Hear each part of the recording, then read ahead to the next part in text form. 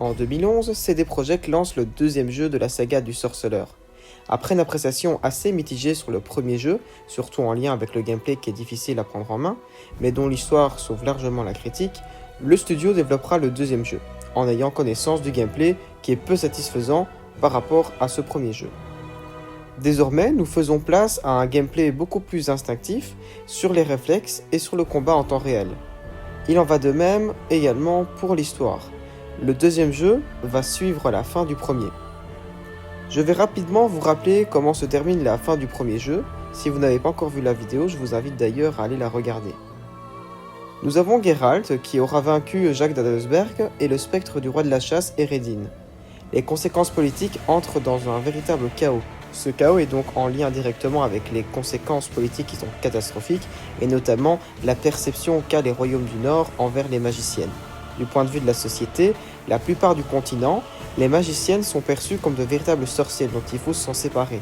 D'ailleurs, l'ordre de la Rose Ardente qui aura émergé durant la fin du premier jeu continuera à créer son influence auprès des royaumes du Nord, dont Radovid qui sera au centre de cette histoire. Nous faisons place au début du jeu lorsque Geralt retrouve Triss où il passera une majorité de son temps à ses côtés. Triss se place désormais en tant que personnage principal aux côtés de Geralt. C'est à la fois son amante, mais également une alliée. Il considère beaucoup Triss, car il la connaît depuis un certain temps, que d'ailleurs nous avons pu voir à la fin du premier jeu et au début de celui-ci. Mais également, la magicienne va également entamer une discussion avec Geralt pour faire le point sur la politique. La magicienne se réserve de ne pas répondre à certaines questions, mais elle démontre quand même qu'elle a de l'admiration envers le sorceleur. En tant que magicienne fidèle, qui se respecte, les complots politiques font partie intégrante de leur doctrine. Triss fait part à Geralt le fait que plusieurs royaumes du Nord sont en train de créer une rébellion envers les mages. Ils sont en train de construire une véritable façon de nouveau politiser la société en faisant exclusion des mages. En revanche, le roi Foltest de Témérie est très reconnaissant auprès de Geralt pour son soutien lors du combat final du premier jeu, car il était à ses côtés lors de l'affrontement si vous vous rappelez. Il a également accepté de s'allier à nouveau avec sa conseillère magicienne Triss. C'est pour cette raison qu'au début du jeu, nous faisons face à un affrontement où Geralt se bat aux côtés de l'armée du roi Foltest. Lors de ces affrontements, un dragon se mêle à la guerre, qui fait rage, qui d'ailleurs est un dragon extrêmement rare, un dragon doré. Normalement, celui-ci est très rarement cité dans les mythes et légendes du sorceleur, mais Geralt connaît très bien l'identité et surtout de ce dragon qui est très hors du commun.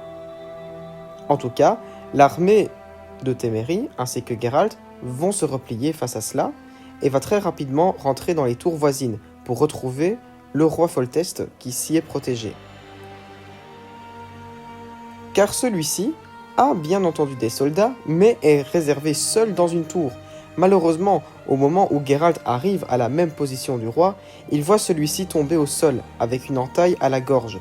Le roi a été assassiné par un mystérieux personnage que nous apprendrons à connaître plus tard dans l'histoire. En tout cas, ce que l'on peut constater de première vue, c'est que l'assassin s'évade en sautant par la fenêtre de la forteresse. La suite est encore pire. Les soldats de Témérie arrivent à ce moment-là, quelques minutes après que le roi Foltest a été tué. Et tout ce qu'ils voient devant eux, c'est Geralt qui est devant le roi Foltest au sol ensanglanté. Un raccourci est rapidement fait dans la tête de tous ces soldats. Le sorceleur a assassiné le roi. Geralt sera donc emprisonné malgré lui. Il va tenter les discussions pour qu'il puisse être libéré, mais sans succès. Fort heureusement, une connaissance nommée Roche va réussir à convaincre les maîtres de prison pour le libérer. En échange, il va se faire fidèle et faire une mission avec lui. Car comme Geralt le précise, ce n'est pas lui qui a assassiné le roi, mais bien quelqu'un d'autre, et il est prêt à retrouver le véritable assassin. Geralt sera donc libéré et aura pour mission principale de retrouver l'assassin. Triss va se joindre pendant la première moitié du jeu, où ils vont mener l'enquête. Ils vont dans un premier temps se rendre à Flotsam, toujours en Témérie. Geralt croisera la route d'un elfe nommé Yorvet, qui semble avoir un lien avec les assassins de roi. Il va également croiser la route de son fidèle ami Jaskier, ainsi que le nain Zoltan, qui sont sur le point de se faire assassiner sur le bûcher. Le sorceleur va user de son charisme une nouvelle fois pour permettre de convaincre de ne pas les assassiner. À la suite de leur libération, Geralt se pose avec Triss et ses amis, récemment pour discuter et de faire le point sur la situation politique actuelle. Geralt expliquera à ses amis ce qui s'est passé en Témérie avec l'assassin du roi, mais également le fameux dragon qui est apparu de nulle part au milieu du combat. Triss expliquera également qu'il y a une réactivation des magiciennes sur le complot politique des rois du Nord, pour permettre d'arriver à leur objectif final, qui est de faire que la confrérie des mages puisse avoir une influence assez élevée sur les royaumes du Nord. Elle citera Philippa Eilhart, qui apparemment serait sur la piste. À la suite de cet échange de discussion, à la sortie de la taverne, un énorme vacarme est entendu au bord d'un lac. Un homme aurait été assassiné par une créature qui vivrait dans le lac. Une jeune femme apparaît de nulle part. Il s'agit de Sheila de Tancarville, la magicienne conseillère du roi de Kovir. Après un échange rapide de présentations, elle tente de convaincre le sorceleur de s'allier à elle pour retrouver la mystérieuse créature qui crée énormément de problèmes dans la ville. En tant que bon chasseur de monstres, il va accepter et mener l'enquête sur cette créature. Pendant toute la première partie du jeu, nous allons donc mener l'enquête sur la créature en récoltant les informations, et pendant ce temps-là, Triss est en train de communiquer à nouveau avec la loge des magiciennes. Le Kraken sera retrouvé et mis hors de combat avec l'aide de Sheila. Après que sa mission soit accomplie, il peut reprendre son objectif principal qui est de retrouver l'assassin du roi. Geralt apprendra que l'assassin est un sorceleur, également qui vient de l'école de la vipère. Il apprend cela de la part de l'elfe Yorvet qu'il a rencontré quelques jours avant. Il serait impliqué également dans les assassins des rois, car il semblerait qu'il a été allié autrefois. Il s'est par après séparé de lui à la suite d'un conflit. Quelque temps par après, le fameux Leto, qui est donc l'assassin du roi, le sorceleur de l'école de la vipère, sera rencontré une première fois et un combat va se lancer contre Geralt. Un combat qui aura été très intense pour ceux qui ont joué au jeu. Malheureusement, Geralt est sur le point d'être mis hors jeu, mais le sorceleur ne sera pas achevé. Cela lui permettra d'avoir une belle correction, comme le disait Leto. Il s'évanouit, et puis en reprenant un peu ses esprits, il va découvrir que Triss a disparu. Les seuls indices qu'il va pouvoir obtenir des personnes qui vivaient dans le même chalet qu'elle est tout simplement qu'elle était en pleine discussion avec des magiciennes. Les dames expliquent qu'il y avait un vacarme très très violent avant qu'on n'entende plus rien. Geralt va se rendre dans l'appartement de Triss, va retrouver aucune trace d'elle, si ce n'est qu'une tache de sang et un mégascope. Il s'agit d'un outil magique qui est utilisé très fréquemment par les magiciennes pour communiquer entre elles. C'est un outil qui est très convoité mais qui est difficile à construire et qui est très très très puissant. Il semblerait que Triss a eu une discussion très sérieuse avec la magicienne Philippa Eilhart. Par après, une fois que les discussions se sont clôturées, un vacarme s'entend et puis la magicienne aurait disparu. À la suite de cet événement, le joueur aura le droit de choisir 2 voies différentes. C'est à ce moment-là que le choix va changer le cours de l'histoire. Pour ma part, je vous présenterai l'histoire qui est la plus intéressante selon moi au niveau du lore et à savoir suivre la voie la plus logique.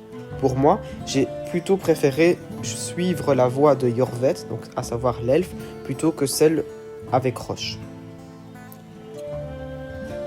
Lorsque vous poursuivez l'histoire avec Yorvet, celui-ci expliquera au sorceleur qu'il a une piste de disparition de la magicienne, mais également une seconde piste qui lui permettrait de retrouver l'assassin, à savoir aller à Edirne, où se situe le centre du conflit avec Kaedwen. Il semblerait que la nouvelle reine nommée, Saskia, prend une ampleur telle qui lui permettra de garantir une victoire pour obtenir le Haut Edirne et n'effectue du coup un affrontement qui permettra de dissuader le royaume de Kaedwen. Le groupe va donc se rendre en Edirne. Ils vont devoir passer par un long chemin qui sera entièrement maudit, une espèce de malédiction tellement forte qu'ils sont obligés d'être soutenus par un groupe d'elfes ainsi que Saskia. Il y a également une magicienne qui apparaîtra de nulle part, mais sous forme d'une chouette dans un premier temps. La fameuse magicienne sera découverte lors de leur chemin, sur la piste de la route maudite. Ils seront aidés par cette chouette blanche qui va créer un bouclier. À la sortie, la chouette se révèle être Philippa Elhart, qui est capable de créer une métamorphose en chouette blanche. Philippa est accompagnée par le nain Yarpen Zigrin, que Geralt connaît très bien aussi et que vous avez certainement déjà entendu parler dans les livres. Ils vont donc se retrouver à Vergen, où se trouve le siège politique d'Edirne. À cet endroit, le groupe va organiser une grande réunion, avec un échange qui durera un certain temps. En résumé, les discussions sont basées sur la planification de l'affrontement contre le royaume de Kaedwen pour permettre à Saskia de gagner en honneur, mais également de sauver les Hauts-Edirne, qui semblent être dans la cible du roi Henselt.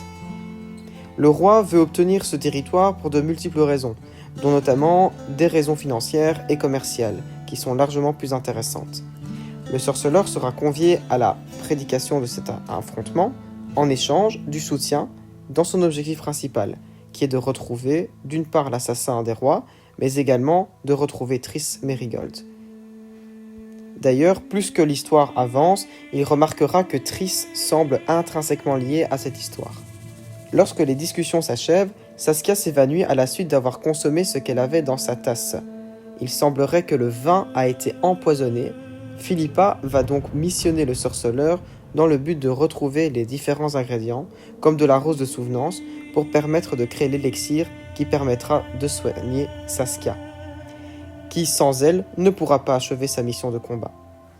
Il aura également une seconde mission qui sera en lien directement avec la première, qui est de rechercher les ingrédients de l'élixir, mais également de lever la malédiction sur le terrain maudit. Geralt va dans un premier temps s'intéresser à l'histoire d'origine du pourquoi la malédiction a été lancée sur cette terre. On va lui confier que quelques années en arrière, la magicienne Sabrina Glevissig, qui est conseillère du roi Henselt de Kaedwen, va subir un retournement de situation de la part du roi, qui va retourner sa veste contre la magicienne. Pour se venger, elle va donc lancer une malédiction du sang. Il s'agit d'une conjuration extrêmement puissante qui, en échange de la vie, permettra de créer un chaos interminable retraçant la première guerre entre Edirne et Kaedwen. Les soldats des deux camps sont remplacés par les drogues, qui sont des espèces de squelettes qui répètent les mêmes actions en boucle. Pour permettre de lever la malédiction, le sorceleur sera contraint de devoir prendre la place des soldats pour revivre l'histoire de la guerre et permettre de créer un paradoxe dans l'histoire pour lever la malédiction. En d'autres termes, il va prendre la place de certains soldats pour permettre de vaincre Vandergrift, qui n'est autre que le capitaine de la guerre, fameuse guerre qui est entre Edirne et Kaedwen. Lorsque le sorceleur prendra la place de plusieurs personnages importants durant la guerre, il sera spectateur d'une scène très importante où il observera Sabrina Glevissig, qui est encore à ce moment-là la conseillère du roi Henselt, qui se lance dans l'invocation du feu de Melgar pour incinérer le champ de bataille et mettre Vandergrift hors jeu, ainsi que son propre camp, à savoir Kaedwen. Sabrina expliquera que sa raison principale est liée à sa place qui est menacée et qui doit rapidement trouver une solution pour mettre hors jeu les deux camps, pour brouiller les pistes. Elle se fera aider par la loge qui va assister à cet événement et à ce moment-là, Geralt aura bientôt tout compris. Il va donc se lancer dans un combat final entre Vandergrift et lui-même et en sortira vainqueur. La malédiction sera donc levée. À son retour, il racontera à Philippa tous les événements de la bataille. Philippa va lui révéler certaines choses. Elle lui expliquera désormais toute la vérité sur les intentions de la loge. La loge des magiciennes a pour objectif de se rejoindre à Lochmin pour créer un assaut sur tous les rois du Nord, pour permettre de créer un véritable remplacement et créer une influence assez puissante grâce à Saskia. Philippa va donc guérir Saskia grâce à l'élixir qui pourra être fabriqué grâce aux différents ingrédients qu'il lui aura ramenés. À la suite de son réveil, on apprendra que la tueuse de dragons n'est autre que Saskia en personne. C'est un dragon doré qui a la faculté de pouvoir se transformer dans ce qu'elle souhaite. De plus, nous apprendrons que le réveil de Saskia, administré par Philippa, n'était qu'en fait un véritable envoûtement qui permet de dicter les intentions de la magicienne à travers Saskia. Geralt et le groupe vont pouvoir entreprendre leur chemin pour se rendre à Lothmund, où l'ensemble des rois du Nord ainsi que les conseillers de Nilfgaard devront se réunir pour discuter des potentielles alliances. Saskia lance un assaut contre les troupes du roi Henselt dans le but de garder le Haut-Edirn. Elle est soutenue d'une part par la loge des magiciennes et d'autre part grâce aux elfes et Geralt. Du camp adverse, Henselt s'empare de ses troupes où il est accompagné d'un mage que l'on connaît déjà très bien, qu'on a vu au début, Detmold. L'armée d'Henselt sera vaincue et Saskia obtiendra sa trêve comme elle l'espérait. La dernière partie du jeu se concentre sur le conclave à Lothmund, où va se réunir les rois du Nord, ainsi que l'ambassadeur de Nilfgaard. Dans un premier temps, l'ambassadeur retrouve sa conseillère Assir Varanaïd, qui lui révèle qu'elle en a à sa possession une statuette de jade de la conseillère du roi Foltest, Triss Merigold. Avec un sort de compression, elle a réussi à faire en sorte que la magicienne reste en vie, mais est figée dans le temps. Elle va donc la libérer, sous ordre de l'ambassadeur de Nilfgaard, et quelques minutes après avoir libéré la magicienne, Assir sera assassiné par la demande de l'ambassadeur, car il est bien au courant de l'identité de la loge et de ses véritables intentions. Triss est décompressée et nous commençons à comprendre le véritable complot.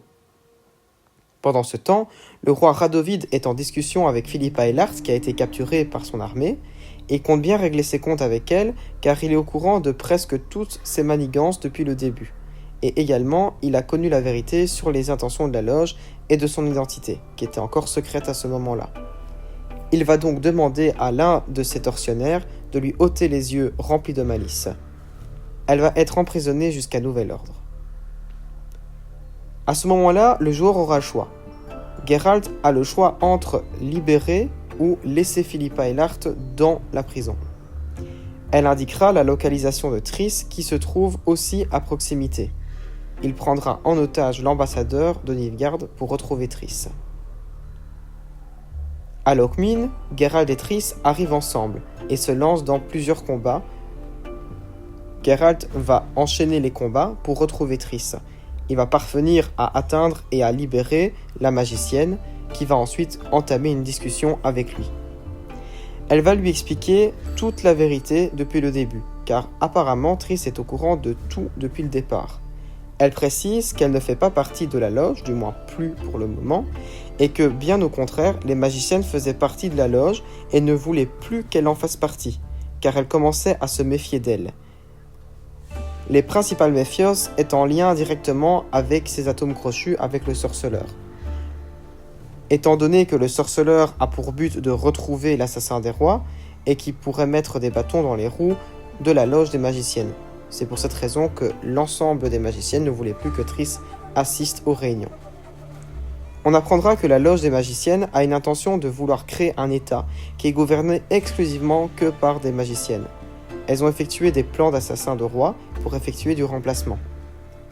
Lorsque Demavend, le roi d'Edirn, a été remplacé, l'objectif a été de faire un remplacement en utilisant Saskia, qui aura été manipulée par Philippa, pour permettre de gagner une première alliance et de commencer leur plan d'influence à travers Saskia, mais avec les malices et les idées de Philippa. On apprend que Leto a été commandité par la loge des magiciennes pour effectuer les assassinats. Le sort de compression a été lancé par une alliée à Philippa, qui s'appelle Cynthia, mais qui aura ensuite tourné le dos à Philippa, car celle-ci est alliée à Nilfgaard. C'est lorsque Triss a tenté d'effectuer une téléportation vers Edirn, sachant que Philippa y était, pour avoir une discussion, que Cynthia a lancé le sort de compression. Par la suite, ils vont ensemble aller au principal intérêt de Lothmund, où va se réunir les têtes couronnées du Nord, ainsi que l'ambassadeur de Nilfgaard, et des magiciennes qui fait partie de la loge. Triss va intervenir et dévoiler toute la vérité sur les intentions de la loge auprès de tous les membres qui se trouvent là-bas. Au moment où la magicienne Sheila sera démasquée de ses véritables intentions, le roi Radovid de Rhédanie exige un jugement et fait appel à son armée. C'est à ce moment-là que l'assaut va commencer. Un dragon sort de nulle part, va incinérer toute l'armée qui vient d'arriver. Nous avons la véritable identité du dragon qui n'est autre que Saskia. Geralt va se lancer à la poursuite du dragon pour permettre de l'apaiser ou de le tuer. Encore une fois, cela est un choix du joueur. En tout cas, il va parvenir à retrouver la magicienne Sheila, qui est sur le point de s'enfuir avec son mégascope, avant de se téléporter. Elle précisera quelques éléments de l'histoire. Elle expliquera que le sorceleur Leto s'est retourné contre elle, et donc contre la loge des magiciennes, et travaille en réalité avec le royaume de Nilfgaard. La magicienne est sur le point de se téléporter, mais malheureusement va se faire désintégrer car le diamant, qui fait partie directement de l'édifice du mégascope, est en réalité un faux. Il s'agit encore d'un choix du joueur, à savoir si oui ou non Geralt va libérer Sheila de Tancarville.